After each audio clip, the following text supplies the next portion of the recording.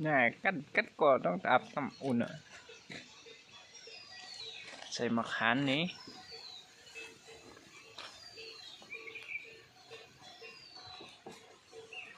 มีแผ่นใบยามทันแผ่นใบยามทันต้นมะขามก็ได้กันนี้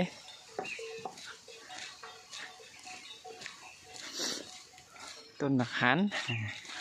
นี่เขาเรียกหมากม่อมก็มีหมากเขา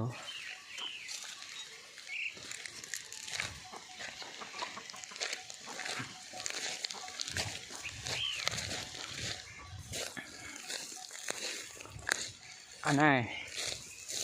ต้นมะขามนี่หมอกมันอันนี้มะขามนะมะขามนั้นเขาอาบมันเขาชุกหน้าเขานั่นนะต้นขึ้นเมืองนื้อเนี่ยพยายามหันตัวเลยนะมะขามอันนี้เบิ่นกินได้นะเบิ่นเอาหุงกินเนี่ยหมอกเนี่ยเขาห้องสมขอนเนี่ยเดี๋ยวนะเดี๋ยวมันพุ่งออกมาขึ้นเป็นมะขามเนี่ยต้นมะขามหมอกมะขามนี่ด้วยขา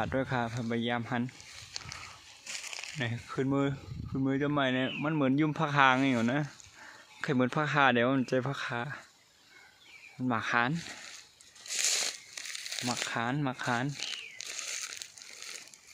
ต้องข้าวต้มแหลมก็มีอันนี้ขี้การเพชรนั่นนะมีกูมีเอาในสวนนี่แหละ